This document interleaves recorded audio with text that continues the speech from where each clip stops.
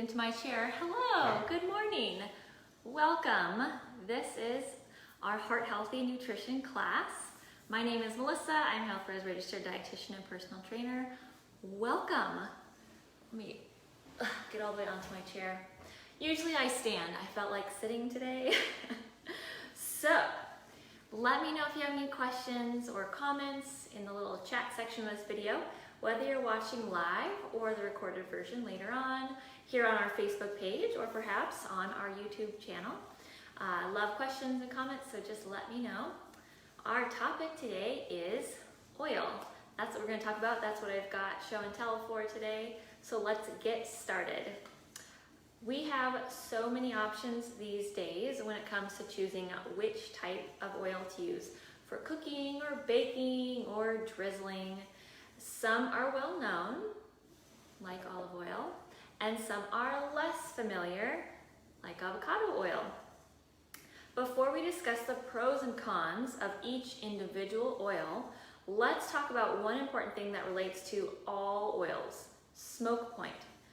An oil smoke point is the point at which the oil starts burning and smoking. So if you heat an oil past its smoke point, not only does it harm the flavor, but it also degrades many of the nutrients that are in the oil, and the oil actually will release harmful compounds called free radicals. Free radicals are not something we want a lot of in our bodies. Free radicals damage cells in our bodies and can cause health issues like cancer and chronic inflammation. Free radicals can come from many sources other than the food we eat. So food we eat is only one source of free radicals. Other sources are cigarette smoke, environmental pollution, radiation, drugs, and pesticides. So there's quite a few. On the flip side of that though, antioxidants, which you probably have heard of before. Antioxidants are the compounds that counteract free radicals and prevent them from damaging our bodies. We can get antioxidants from eating certain foods, which are plant foods. The main dietary antioxidant sources are vitamin C, vitamin E, and beta carotene. So those are found in plant type of foods. Back to smoke point though, because of smoke points and the negative health impacts of free radicals, you want to make sure that you're using the correct oil for the purpose that you have. Quick disclaimer, just because an oil is good for a particular cooking method, that doesn't necessarily mean it's healthy. Did you get that? Just because an oil is good for whatever method you're using it for, doesn't mean that it's actually healthy. Okay, so we're going to talk about a few of the different types of ways you would use oil before we get into the specifics on each oil. So frying. I don't necessarily recommend frying your foods very often, but if you're going to fry something, you should use an oil with a high smoke point. A high smoke point is typically one that's above 375 degrees Fahrenheit. Probably frying, we want it a little higher than that. So some options for this would be canola oil, avocado oil, plain old vegetable oil, safflower oil, which is not super popular in the store these days, and peanut oil. So if you go to fast food or a restaurant, typically if you're having something that's deep fried, it'll be in one of those oils, more towards the vegetable oil sort of realm. I think some will use sunflower oil. They'll fry their potatoes in sunflower oil. So, all right, next, baking. One of my favorite things to do. You want to use an oil with a neutral flavor for baking, and one that doesn't have too low of a smoke point. Baking, typically around the 350 to 375 is what baking often is. So a little bit of a lower smoke point type of oil is fine for that. Some options would be canola oil again, coconut oil, avocado oil, and vegetable oil. Now sauteing. You can use oils with a lower smoke point when you're doing sauteing, and ones that are more flavorful rather than neutral and flavored, depending on what you're cooking. So some options for this would be canola oil, that's a pretty standard one. Extra virgin olive oil is all right for light sauteing, not deep frying. Peanut oil, so that, and sesame oil, those would be for more of ethnic type of foods if you're trying to get a certain flavor into your food. Peanut oil and sesame oil are good for those. And then finally, dressings, drizzling, or non-cooking type of preparations. You want to have oils that have low smoke points, or ones that are more flavorful, like I said with the peanut oil. So extra virgin olive oil is really the go-to, the preference that I recommend for dressings or non-heated methods. Flaxseed oil or walnut oil are also great options. They have a nutty flavor. Of course, they're from nuts, so they have more of a nutty flavor, and they're good for dressings, drizzling, because they're a little bit more unique, and they have a low smoke point. You don't really want to cook with those oils. So let's now talk a little bit more specifically about the individual oils. Of all the oils, there are two that I primarily recommend, and that's what we're going to start with.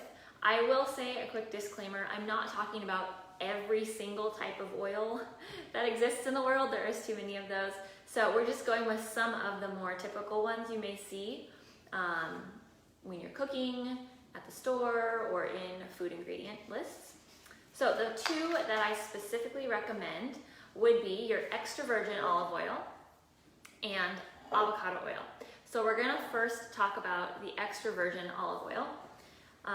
This oil is one of the most touted as being a heart healthy oil, okay? This is the one, heart healthy oil, you think about extra virgin olive oil. It's high in healthy fats, typically or primarily the monounsaturated fats, but it has a relatively low smoke point. Extra virgin olive oil can be added, can add a really great flavor to a dish. So there is a slight taste to olive oil, as you may know. It's not totally neutral, but because of the low smoke point, it is best to use it in foods and preparations that are below 375 degrees Fahrenheit, or for non-cooked. Anything non-cooked is completely fine. About extra virgin olive oil, I do want to just take a moment. There is olive oil and there is extra virgin olive oil. So the heart healthy benefits is the extra virgin olive oil. Okay, there's a different processing that this goes through than just the plain olive oil. So olive oil, totally different. Extra virgin olive oil, that's the one you want to get. All right, next we're going to talk about avocado oil. Sort of a newer oil these days. I feel like I never heard about avocado oil 10 years ago. It just wasn't a thing. I mean, maybe it was a thing, but it wasn't something that was widely talked about. But now it's become much more popular. So avocado oil has a high amount of those heart-healthy monounsaturated fats as well as the extra virgin olive oil, but it does have actually a much higher smoke point. So up to 400 degrees, avocado oil is all right to use. It is actually very neutral flavored in contrast to the extra virgin olive oil. Avocado oil is quite neutral flavored and has minimal processing. There's different processing that goes on for each different type of oil. So avocado oil is relatively minimally processed. And I had a question from Lori. I thought avocado oil, I bought avocado oil recently for the first time at your recommendation. Hey, there you go, at Costco, great. I'm guessing it was a large bottle of avocado oil then. This one is from Trader Joe's. So price-wise, in case people are wondering about that too, so extra virgin olive oil is going to be more expensive than olive oil, more expensive than canola oil. This bottle I think was somewhere in the maybe, I want to say $7 range perhaps.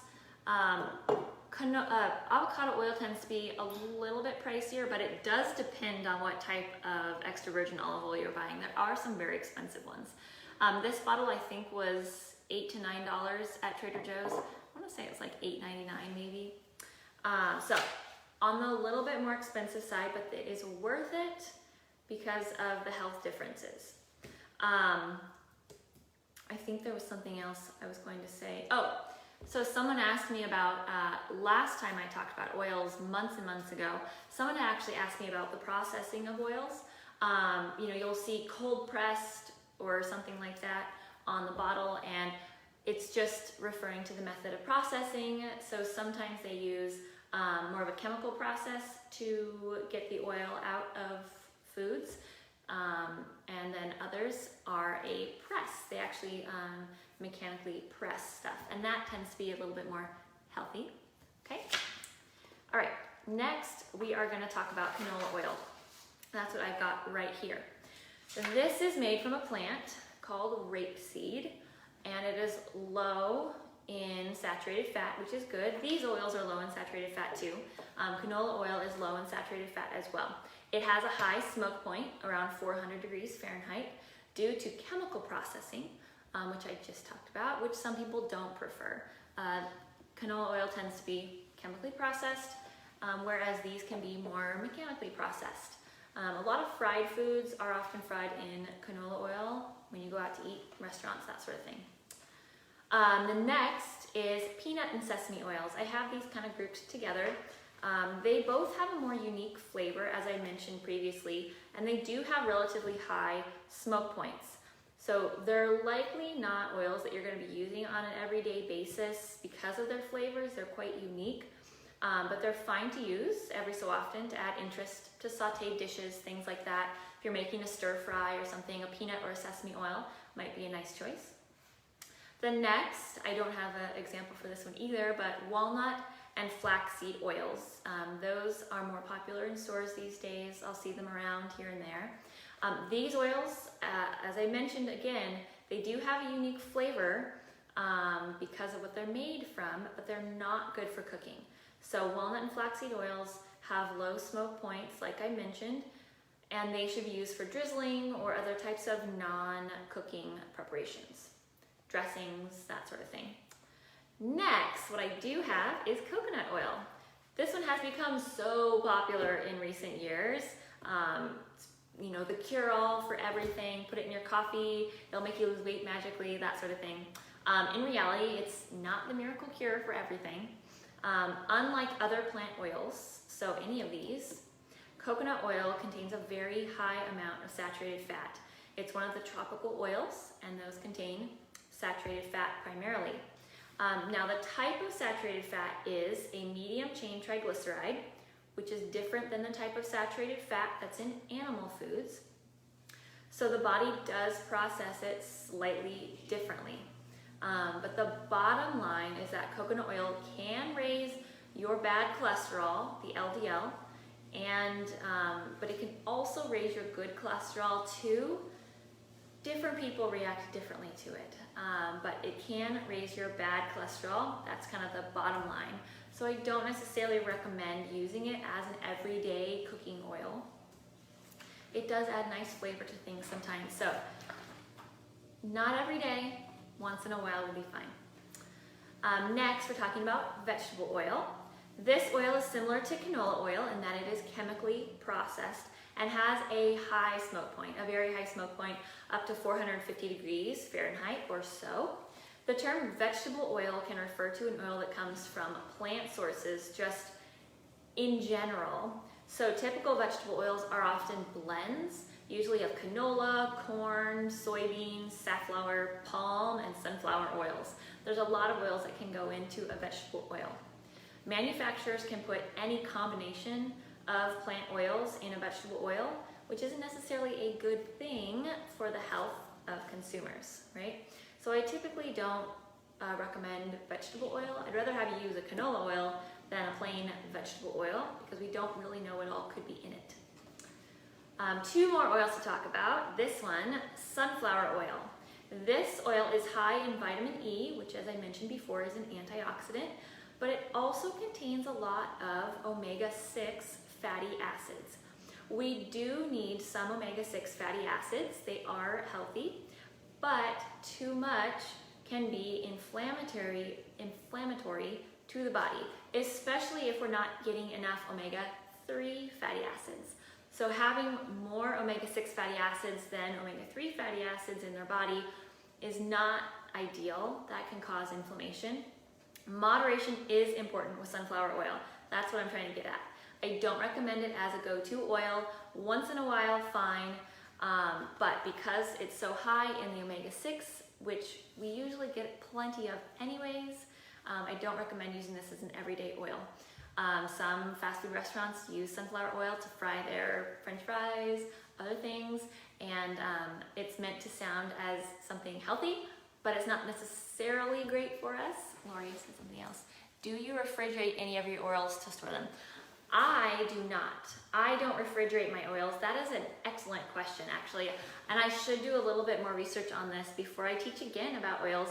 I don't refrigerate my oils, so they can go rancid quicker. You know, you have to keep an eye on it. This one I have had for a while, so I'm pretty sure this one is not great to use anymore. That is a good question. I'm not sure if refrigerating changes any of the oils that we've talked about. I don't believe it's a problem, but you do need to be aware of oils going rancid if you leave them out. I store mine in a cool, dark place in the cupboard, so that can keep them better longer. If you're storing them like right next to your cooking surface and it's warm all the time, then they might go rancid quicker and you'll need to replace them on a more regular basis. You will know if your oil has gone rancid. It does not taste good. So give your oil a sniff before you use it in your food, just to make sure. You should be able to tell. Yeah, it doesn't taste good when it's rancid. Might give you a tummy ache too. Yeah, good question, Lori.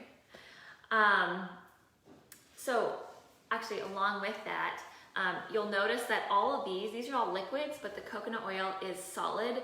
So refrigerating coconut oil, that one turns into a solid when it is cold, okay? All the other ones remain liquid at room temperature or at, a cold temperature or warm, but coconut oil is the one that changes based on the temperature.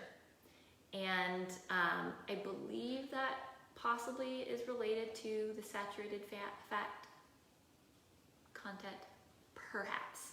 Don't quote me on that. All right. The last oil I wanted to talk about is palm oil. Now, this is not typically an oil you'll see bottled that you can buy in the store, palm oil.